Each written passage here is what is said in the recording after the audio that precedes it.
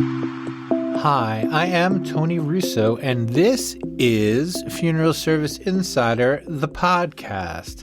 Conversations worth having about death care and end-of-life care. This week, we have got a very special interview. We will be speaking with Sam James, and Sam was named the American Funeral Director of the Year by American Funeral Director magazine.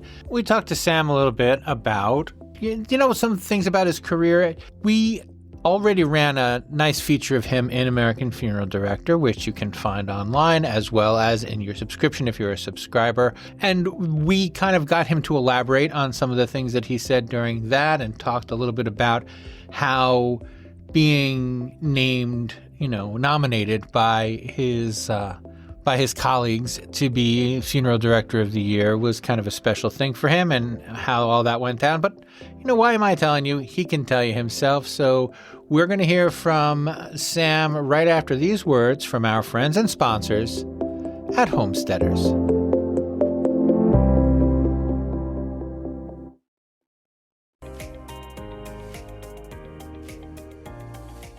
In a business built on trust, consistent financial strength speaks volumes.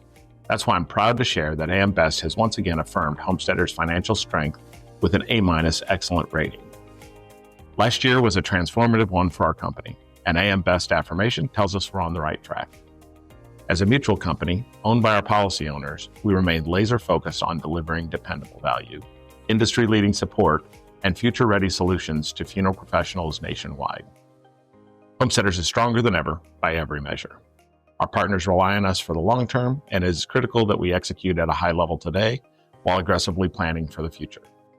Reach out to your Homesteaders account executive to hear more about how we are leading the profession in investing in tools and services that benefit funeral providers. So I think it's best to start by congratulating you on winning the Funeral Director of the Year award. Can you tell me how you came to find out that you were nominated? How did you get nominated and what that whole process was like? Sure. Well, thank you so much. So I got a call from Patty, of course, the editor of the American Funeral Director, and I was out of town the week before when she called the first time. So she let my staff know, hey, I'm calling to tell Sam something really exciting, but I want to be the one to tell him. And I got back in on Monday morning, and I pick up the phone and I see a lot of people standing around kind of looking at me like, this is unusual that you all are watching me answer the phone. And they all knew what it was about. And so it was fun that they got a little heads up on it. And it was, of course, an honor to hear it from her. And I had been told, because they'd asked me a few questions, that I had been nominated by Kenny Howe, who runs the study group that I am a part of. But you know how it is, that had been months before. And then, of course, you don't anticipate that you would actually win either. So I made a call from Patty. I said, guess what? You are the AFD 2025. So it was super exciting. And our whole staff was excited about it. That's awesome. Can you tell me a little bit about the study group? Yeah, so the study group is fantastic. If you are a funeral director or work at a funeral home in some capacity and are not involved in a study group, I I, I think they're so wonderful. Ours is very special. Kenny Howe, who puts our study group together, is out in Lebanon, Missouri, and he brings together this great group of funeral directors once a year to his place out there. He always hosts it in Missouri. You have the spot in the middle of Missouri that people come to from all over the United States and talk about funeral service. And we go through so many different topics. He brings in fantastic speakers, and it's always, it's not just somebody that works for a company. He'll be the CEO of that company. And he just does a great job of mixing it up. It's like, this is the funeral director that did the Queen's funeral, and we're going to hear about the ins and outs of the Queen's funeral. It's always a phenomenal experience, and everyone that is in the group, he's very picky in a good way of who is in the group, and they share the same passion that he has for funeral service that I have for funeral service. He's been a wonderful mentor, not only to me, but to so many people, and brings good content, but then also gives a lot of time for us just to talk to one another. What's a problem that you're facing? Because sometimes I believe we feel like we're in a silo, and it's nice to have that back and forth with other funeral directors that are doing the same thing in their hometowns day in and day out. And the problems that we have usually are not all that um, uncommon. And other people are like, oh, I've done this, and then I did this and this and this. So there's all kinds of opportunities to start a study group or to be part of one.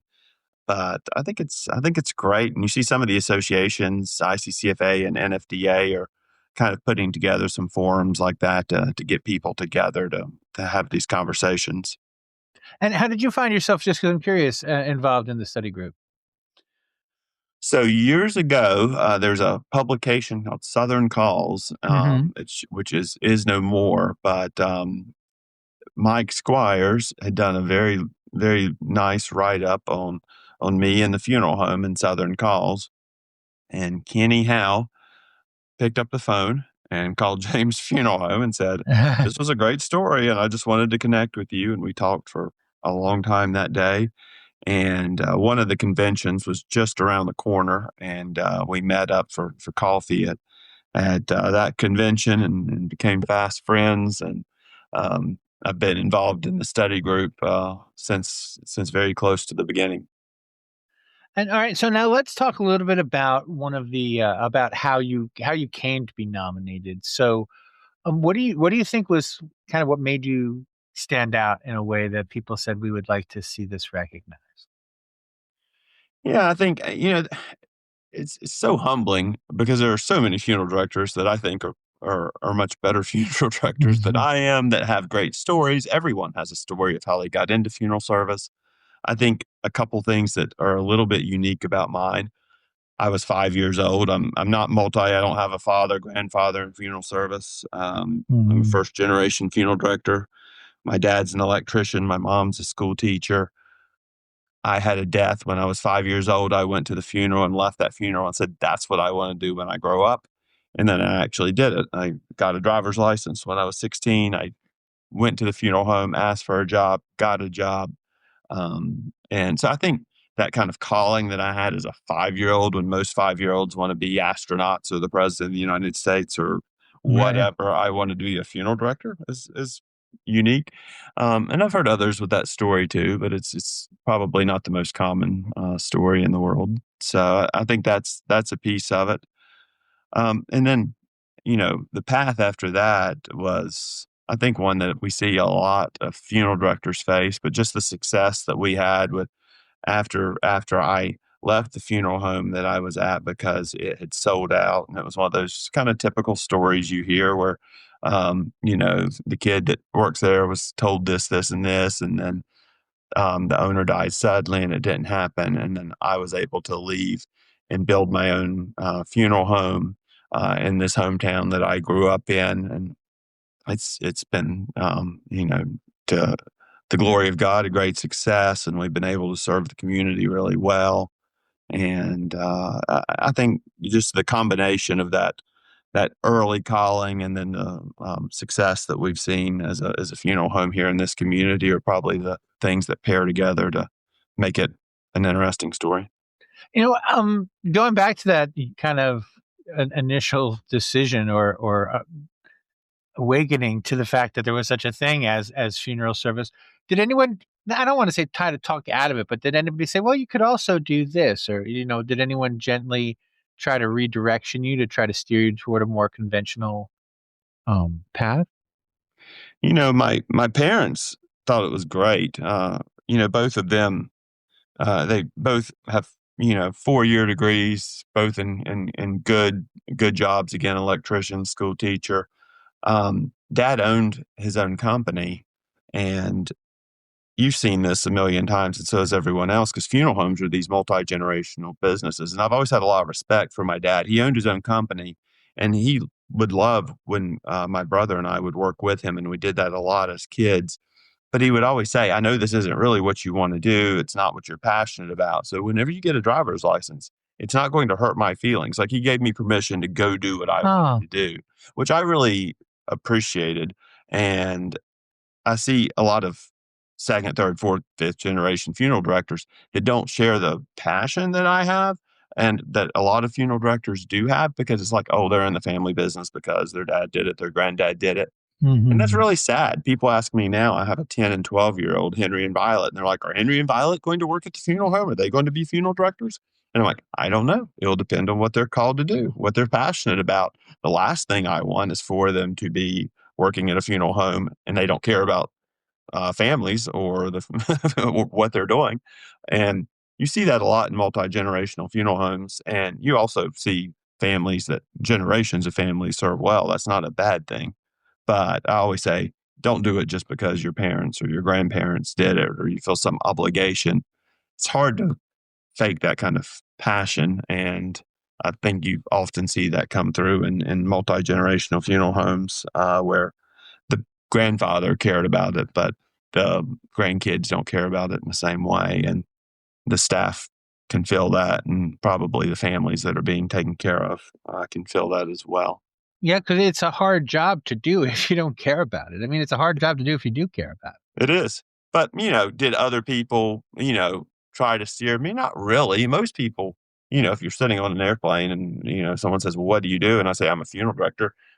They have a lot of questions and Yeah. like, that's fascinating. And sometimes they want to tell you a story. My grandmother died 2 years ago and the funeral home was so good. Or they'll want to tell you a story of something that happened that didn't go well or whatever the case. But, very, very seldom do I get like a, ooh, when I tell people what I do. Most people are fascinated. You don't meet funeral directors every day.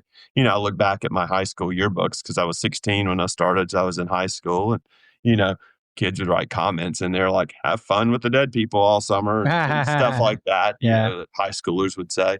But I didn't pay any attention to that. And it's nothing serious where Right. anyone ever really tried to discourage me. But my parents were super supportive, and I have always, and I'm going to have that same support for my kids. I certainly don't want them to do it if they're not passionate about it. And kind of on the other side of that, when you got fired, what was that like? Um to just have to start again? And how long did it take you to say, all right, well, I guess I'm gonna start again? Not long. So the I told somebody the other day, it was a very similar situation. This just happened to a funeral director friend of mine. And this happens a lot in our world where you have an employee who's been told this, this, and this, and things change. And I told him, I said, when I got fired, the next day, I saw the pastor of our church at some event, and he walked up to me and he said, Sam, the best thing that ever happened to me was getting fired, and it's going to be the best thing that's ever happened to you. And I said, I don't doubt that. And I told my friend the other day the exact same thing. And it is okay. And I'm a Christian. I trusted God. I remember when this happened, I talked to my grandmother, my mom's mom, almost every day. And mom said, Sam, grandma's really upset. And I know you're busy and trying to get all this stuff off the ground.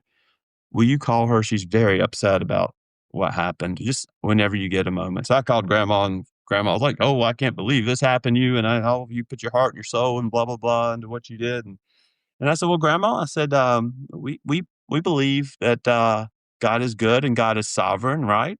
She said, well, yes. And I said, well, we know he's in control. Yes. I said, well, then why are we upset? I said, God has a plan that's better than ours. And we're just going to trust in that plan and we're going to just move forward. And that door was closed. So we're going to go through the open door. And she said, well, if you can feel that way, I can feel that way. And often people get so bitter in these situations, and I never really felt bitterness. I was like, it's their prerogative, it's their place. Just because I was told these things, that man who I loved, my mentor, he died. I had the privilege of managing it for the family until they decided to sell it. Now they've decided to sell it, not to me. It's business. It happens, and I have no hard feelings towards them nor towards the people that had it. And I always say bitterness. There's that old line: bitterness is like drinking poison and expecting the other person to die. It just hurts you, and it doesn't do anything to them. Um, so I called my wife after that happened, which I wasn't surprised, once you go through that whole conversation saying, I'm not Right. going to sign the non-compete, the next day I got fired. And I called Liz, and I will never forget the sweet moment that Liz and I had. I told Liz, well, I mean, neither of us, we were young. We were both in our early mid-20s. And I told Liz, I said, I got fired. And she said, oh, I'm so sorry, babe. And we said, well, I told her, I said, we'll have to live, very frugally just on your salary while I start this thing up. And, and she was quiet for a minute, and she said, I think I have enough food in the pantry that we don't need to go to the grocery store for a month. I Yeah. was like, good girl. That's the attitude that we need. And, and that's exactly, we did what we needed to do.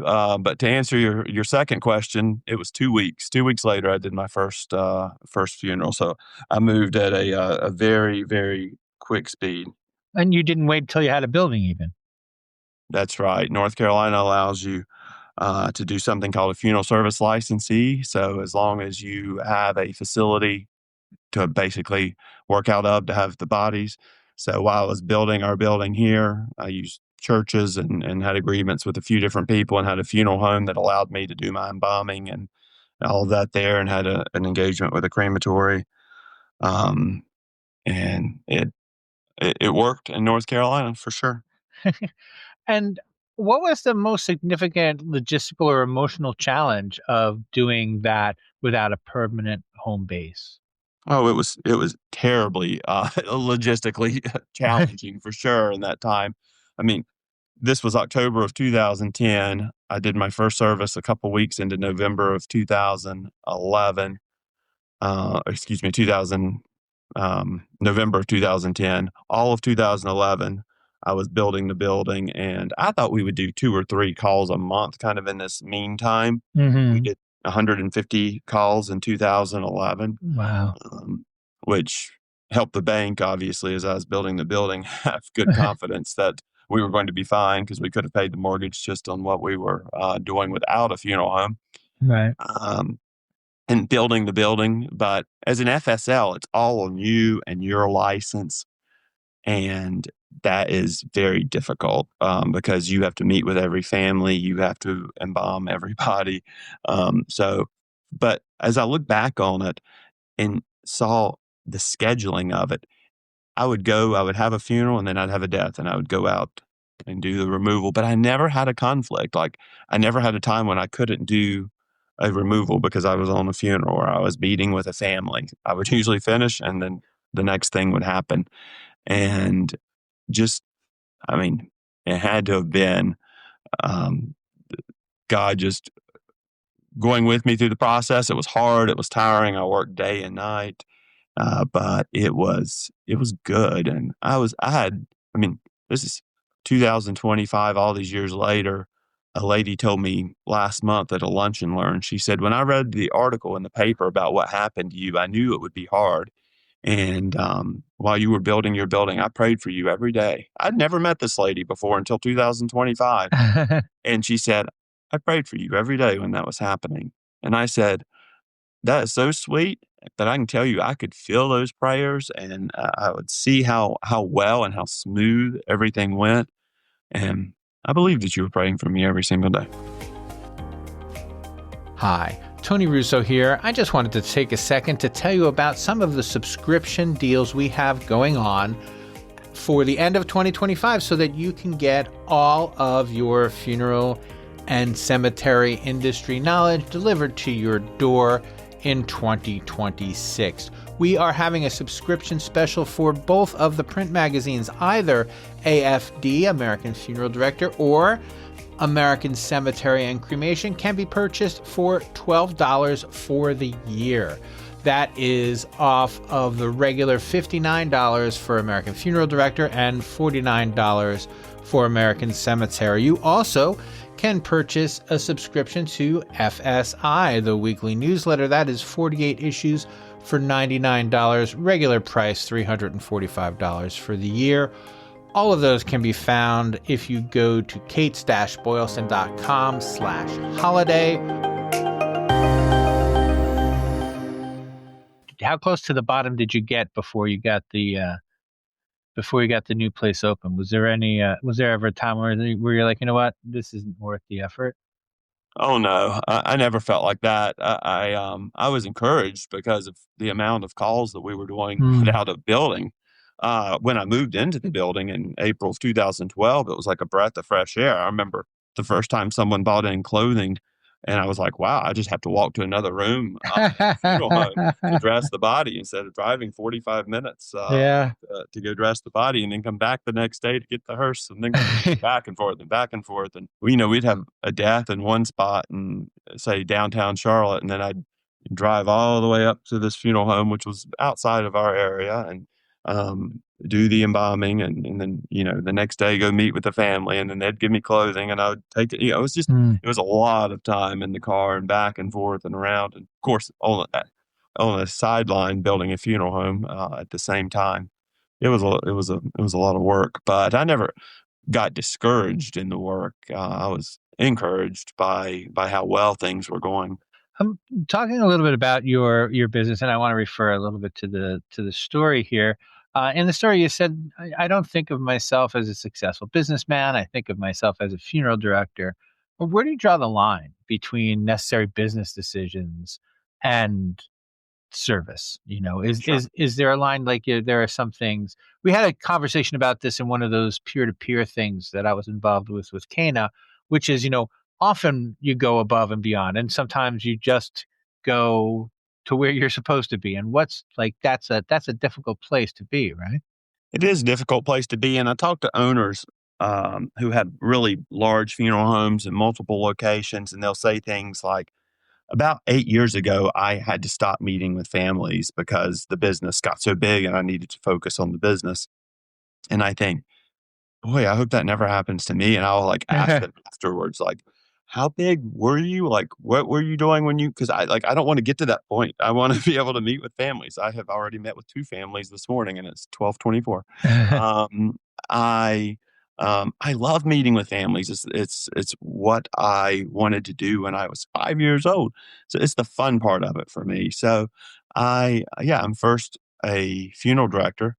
The business side of it is really important, and it's actually really important for the families that you're serving as well. Like, one of the things on our family satisfaction surveys, did you get a clear payment policy? And, sometimes people will say no to that. And it's like, well, then we failed them. And that's more of a business thing than a funeral directing thing, but the business thing affects the funeral directing thing as Right. well. So, if you have a staff member, for instance, that is going rogue and not doing what they're supposed to do, and it's influencing morale, families can feel that. So you have an obligation as the manager or owner of a funeral home to deal with the business side too, because it will affect the funeral directing side.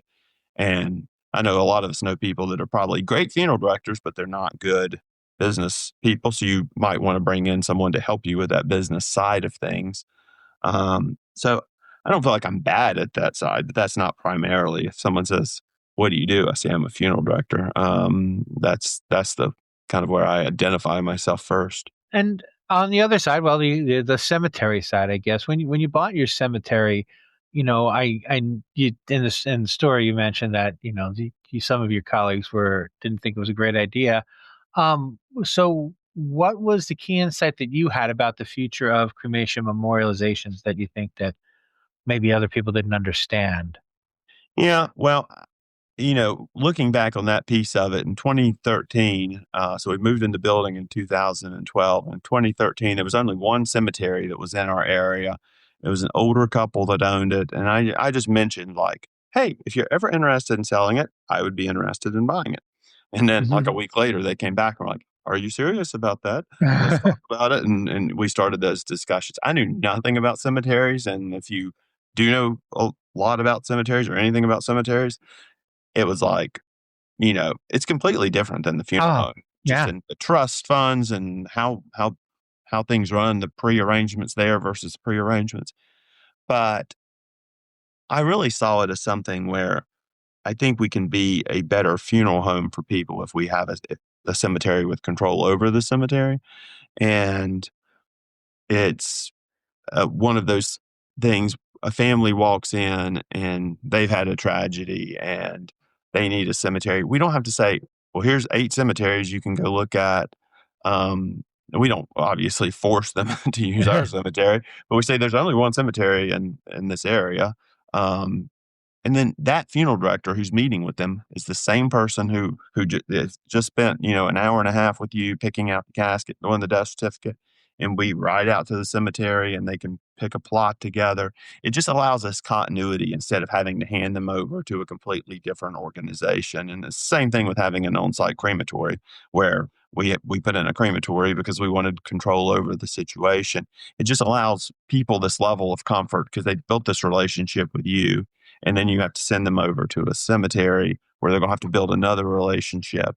So that's what I really was most interested in. It wasn't like I had this brilliant plan to memorialize cremated remains, but when you do have a funeral home, it does give you a lot of options. Like we certainly offer permanent memorialization to every family, and we talk about permanent memorialization, which, by the way, I think is really important when people tell me stories about having Tupperwares in their garage with 4 Right. urns and they only know who 2 of them belong to because they inherited these other urns from their mom when she died, and they think it might be Aunt so-and-so, but they have no idea who the other one is.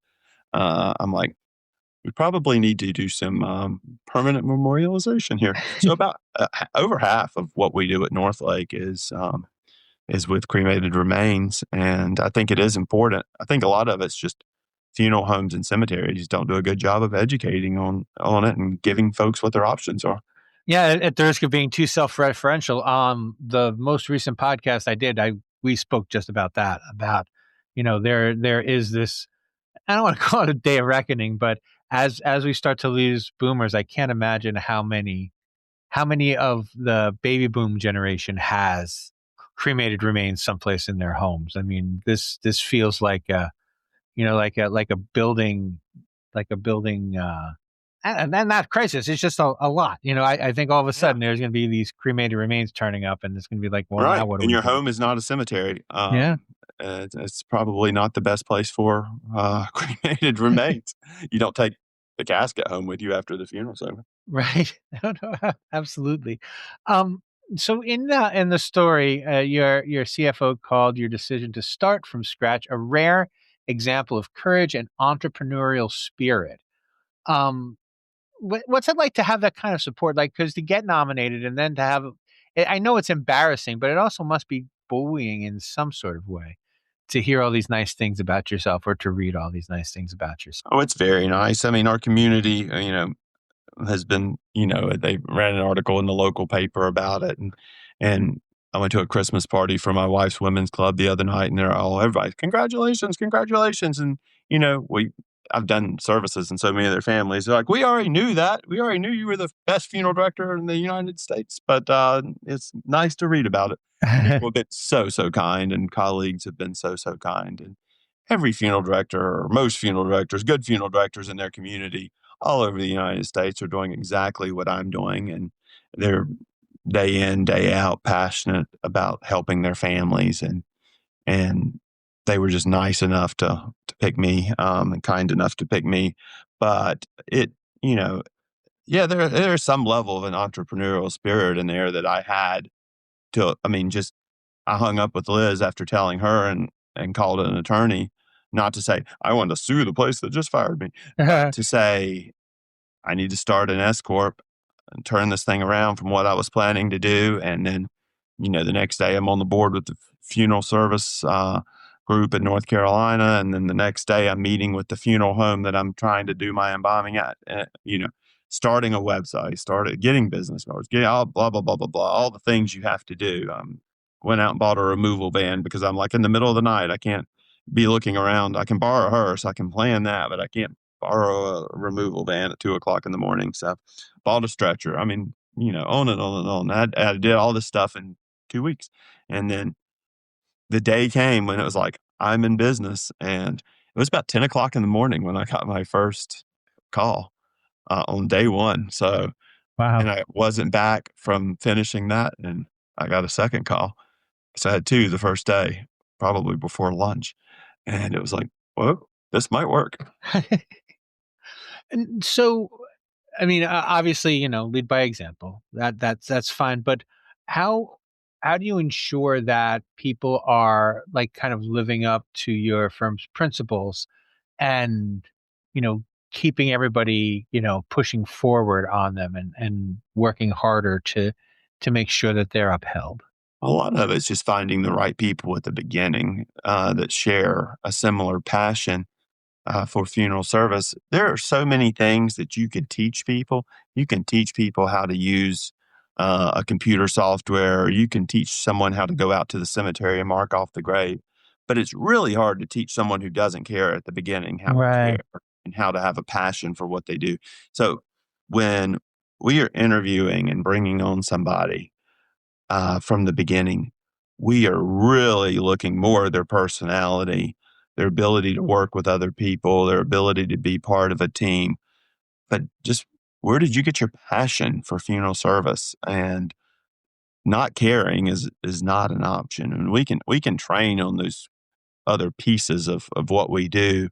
And you can talk about there's pros and cons of bringing in someone that has 20 years experience versus an apprentice that you can mold from the beginning. But either way, whether it's that new apprentice or someone with 20 years experience, you have to figure out very early if they share that passion for what they do. And I am so proud of our team now, even down to our part timers. And we talk about this a lot in staff meetings, and we do a quarterly newsletter where we talk about good things and do some team building stuff. We just had a great, really fun Christmas party on Friday night, and the entire part time staff was there as well as the full time staff. And it is so important. What we do, we only get to do it one time. You can't redo a funeral because you messed it up. Mm. And you have to have, and we'll have a funeral director on the funeral that's full time, but then we have a big group of our staff that are here part time, and just reminding them how meaningful it is, what they say, what they do, how they say it, how they do it, that they're smiling, that they're greeting someone at the door, that, people are not looking around for the restroom, but they're being walked to the restroom. It really matters, and what they do is important. And we survey every family, and when I have one where they'll mention someone by name, I send it to them. I'm like, "This is great. Look at this, and look how Hmm. important what you do is." No, that is fantastic. And that is pretty much all I have for you, unless you have something else for me. Is there something I should have asked and didn't, or something you thought you'd get the opportunity to say, but I didn't provide it? The only thing that I would say is, uh, if you burn out and you're like, "I just don't have it in me anymore," then the best thing you can do for funeral service is to get out of it. And if you see someone in your community that you think would have that passion, and you can cultivate them into a great funeral director, cultivate them, find people to mentor, find young funeral directors like Kenny Howe did for me, where he said he's got something going on and I want to make him better, which he did and has and continues to do and does it for so many people. The value of mentorship is so huge, and we don't have to operate in a silo like a lot of funeral directors end up doing. And do it. And if your kids don't want to be a funeral director, don't make them. Support them in what they want to do, because you don't want to build up this great funeral home and have the passion for it to let your kid come in and ruin it. So don't make them do it if they don't want to do it. Excellent. All right. Well, thank you so much for your time. Thank you. It was great talking to you. In a business built on trust, consistent financial strength speaks volumes. That's why I'm proud to share that AM Best has once again affirmed Homesteader's financial strength with an A- excellent rating. Last year was a transformative one for our company, and AM Best affirmation tells us we're on the right track. As a mutual company owned by our policy owners, we remained laser focused on delivering dependable value, industry-leading support, and future-ready solutions to funeral professionals nationwide. Homesteaders is stronger than ever by every measure. Our partners rely on us for the long term, and it is critical that we execute at a high level today while aggressively planning for the future. Reach out to your Homesteaders account executive to hear more about how we are leading the profession in investing in tools and services that benefit funeral providers. And so that brings us to the end of 2025 for Funeral Service Insider, the podcast. It has been a really, really splendid year. And thank you for all of you who have supported the show and who have reached out and suggested topics or reached out and suggested stories or told me things I got wrong or told me things that I didn't even know a person could get wrong. So thank you so much for all your support for the year. We do have some more shows. You don't have to go the rest of the actual year without hearing us. Tom Nondorf, the editor of American Cemetery and Cremation, and I have our year in review all queued up. It will be running on Fridays. So on Friday, December 19th, you'll get part 1. And after Christmas, a little post-Christmas bonus, you'll get part 2. And then we'll take off on January 2nd and be back with In Case You Missed It on January 9th. And then, of course, the podcasts all start right back up again for next year. But we will see you next year on Funeral Service Insider, the podcast.